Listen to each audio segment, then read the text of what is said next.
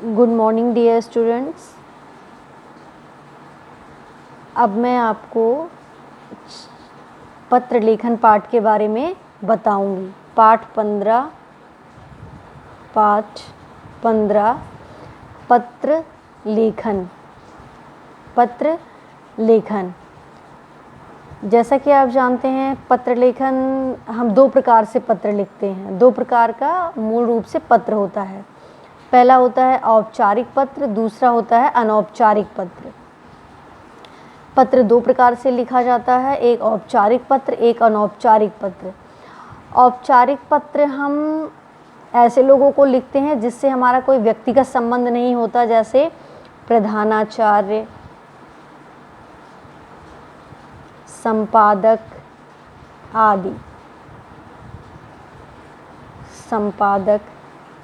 आदि।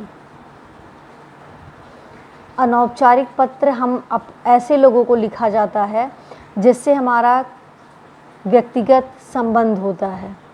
अनौपचारिक पत्र अपने सगे संबंधियों को लिखा जाता है जिससे हमारा संबंध होता है, जैसे चाचा, दादी, मासी,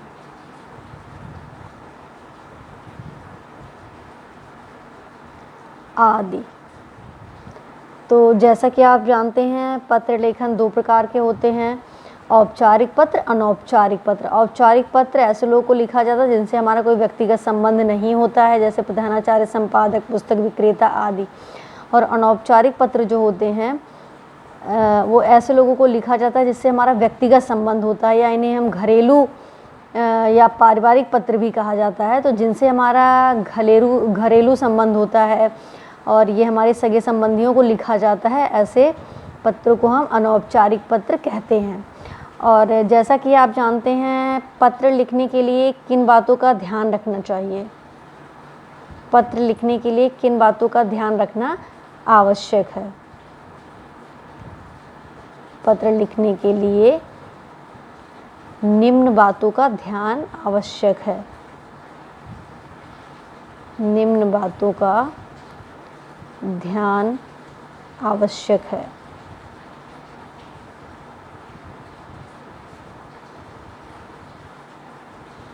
पत्र लिखने के लिए निम्न बातों का ध्यान आवश्यक है। पहला जो है, कम शब्दों का प्रयोग करें। जब भी आप पत्र लिख रहे हैं तो कम शब्दों का प्रयोग करें। कम शब्दों का प्रयोग करें। कम शब्दों का प्रयोग। सरल भाषा का प्रयोग। सरल भाषा का प्रयोग करें जो पत्र पढ़ने वाले को समझ में आए। सरल भाषा का प्रयोग करें। सरल भाषा का प्रयोग करें। छोटे छोटे वाक्य का प्रयोग करें। वाक्य छोटे हों।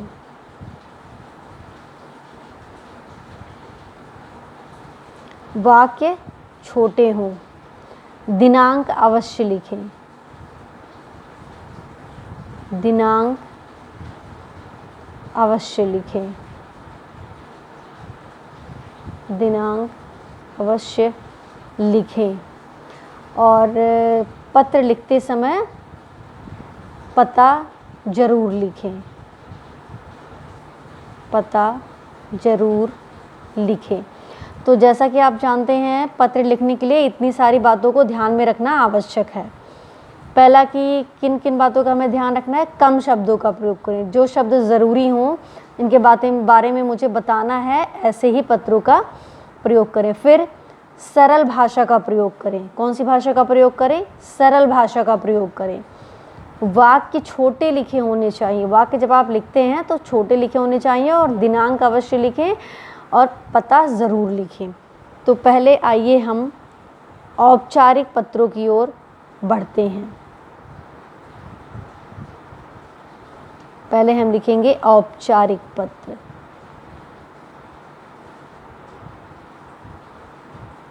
औपचारिक पत्र। औपचारिक पत्र। औपचारिक पत्र है, औपचारिक पत्र। अब आपको मैं बुक में से दिखाऊंगी, फिर मैं आपको बताऊंगी औपचारिक पत्र क्या होते हैं। जैसे 4 दिन का अवकाश मांगते हुए मुख्याध्यापिका को पत्र, ये आपका पेज नंबर 103 पे दिया हुआ है, पेज नंबर 106 पे दिया हुआ है बुक में, पेज नंबर 106 पे दिया हुआ है। औपचारिक पत्र ऐसे लोगों को लिखा जाता है जिनसे हमारा कोई संबंध नहीं होता है, जैसे प्रधानाचार्य, संपादक आदि। तो पहला औपचारिक पत्र है, जैसा कि आप देख सकते हैं, पहला जो औपचारिक पत्र है वो ये है, किसी दूसरे विद्यालय के साथ फुटबॉल मैच आयोजित करने की अनुमति मांगते हुए मुख्य अध्यापिका को पत्र। B14H ब्लॉक, अशोक विहार, दिल्ली, दिनांक 10 जनवरी। सेवा में मुख्याध्यापिका, दिल्ली पब्लिक स्कूल, सेवा में मुख्य अध्यापिका, दिल्ली पब्लिक स्कूल, बसंत विहार, नई दिल्ली। उसके बाद आप पहले ये उनका एड्रेस हो गया, ये इतना उनका एड्रेस हो गया। फिर ये सेवा में मुख्य अध्यापिका, दिल्ली पब्लिक स्कूल, बसंत विहार, नई दिल्ली। फिर फुटबॉल मैच आयोजित करने की अनुमति लेना। महोदया, सविनय निवेदन है कि मैं प्रणव खोसला विद्यालय का स्पोर्ट्स कैप्टन हूँ। हमारी football team modern school Basant Vihar के साथ एक प्रदर्शनी मैच आयोजित करना चाहती है। यह मैच हमारे विद्यालय में खेला जाएगा। इससे न केवल फुटबॉल टीम का उत्साहवर्धन होगा, बल्कि अन्य छात्र खेलों में भाग लेने के लिए प्रेरित होंगे। मैं आपसे इस मैच को आयोजित करने की अनुमति लेना चाहता हूं। यदि आप हमें अनुमति देंगी तो हम मैच से संबंधित अन्य जानकारियां तैयार कर आपको सूचित करेंगे। धन्यवाद सहित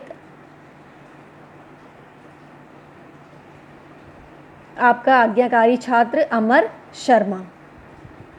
तो उसके बाद अपनी बात लिखने के बाद हम धन्यवाद लिखेंगे, अपना नाम लिखेंगे। फिर 4 दिन का अवकाश मांगते हुए तुम मुख्याध्यापिका को पत्र। 4 दिन का अवकाश मांगने हेतु मुख्य अध्यापिका को पत्र। B15 शकरपुर, नई दिल्ली, दिनांक 28 जनवरी। फिर यहाँ पे कौन सा ईयर चल रहा है, 2020। सेवा में मुख्य अध्यापिका जी, आदर्श बाल विद्यालय, मयूर विहार, नई दिल्ली। 4 दिन के अवकाश हेतु पहले आप विषय लिखेंगे, एड्रेस लिखेंगे, फिर उसके बाद जो है आप विषय लिखेंगे। 4 दिन के अवकाश हेतु। माननीय महोदया, सविनय निवेदन है कि मैं आपके विद्यालय की कक्षा 5वीं C का छात्र हूँ। कल विद्यालय में ही मेरी तबीयत खराब हो गई थी। घर लौटने के बाद मुझे तेज़ बुखार हो गया। डॉक्टर ने बताया कि मुझे वायरल बुखार हो गया है और मुझे 4 दिन आराम करना होगा। मैं आपसे अनुरोध करती हूँ कि मुझे दिनांक 28/1/2020 से 31/1/2020 तक का अवकाश प्रदान करें। विद्यालय लौटने पर मैं मेडिकल सर्टिफिकेट अपनी कक्षाध्यापिका को दे दूँगी। धन्यवाद सहित आपकी आज्ञाकारी छात्रा भवनीत कौर। फिर नेक्स्ट है, साइकिल खो जाने की शिकायत करते हुए कालकाजी क्षेत्र के थानाध्यक्ष को पत्र। B101 कालकाजी, नई दिल्ली, दिनांक 20 फरवरी। ये ईयर कौन सा ईयर है? थानाध्यक्ष महोदय, कालकाजी पुलिस स्टेशन, नई दिल्ली, 11/0019। विषय साइकिल खो जाने की शिकायत। विषय क्या है आपका? साइकिल खो जाने की शिकायत। महोदया, मैं कालकाजी क्षेत्र का निवासी हूँ। मैं रोज़ साइकिल पर बैठकर पॉकेट 9 में बने मैदान में खेलने जाता हूँ। खेलने के बाद मुझे मेरी साइकिल सुरक्षित मिलती है। मैं अपनी साइकिल पर ताला लगा कर जाता हूँ। आज जब मैं खेलने के बाद साइकिल उठाने गया तो साइकिल अपनी जगह पर नहीं थी। मैंने आसपास सब जगह ढूंढा पर कहीं नहीं मिला। मेरा आपसे अनुरोध है कि मेरी साइकिल खो जाने की शिकायत दर्ज करें और उसे खोजने में मेरी सहायता करें। मेरी साइकिल लाल रंग की है, हीरो कंपनी की है तथा बिल्कुल नई है। भवदीय मनन शर्मा। फिर है पुस्तकें, प्रकाशक को पुस्तकें मंगवाने हेतु पत्र। 113 ग्रेटर कैलाश नई दिल्ली सितंबर 2020। प्रबंधक महोदय Kalkaji book house, Kalkaji main market नई दिल्ली 11019। विषय क्या है? पुस्तकें मंगवाने का अनुरोध। महोदय, मैं ग्रेटर कैलाश का निवासी हूँ और 5वीं कक्षा का छात्र हूँ। मैं हमेशा अपने पुस्तकें लेता हूँ। आपसे अनुरोध है कि आप नीचे लिखी पुस्तकें मुझे जल्दी से जल्दी ऊपर लिखे पते पर BPP द्वारा भिजवा दें। ध्यान रहे कि पुस्तकें नवीनतम प्रकाशन की हों और उन पर उचित कमीशन काटी गई हो। रिमझिम भाग 5 व्याकरण निधि मानसरोवर भाग 1 NCERT सरस्वती प्रकाशन, लेखक प्रेमचंद्र, 2 प्रतियाँ 1 प्रति। धन्यवाद भवदीय तुषार वर्मा। तो ये आपका पत्र लेखन के बारे में हो गया।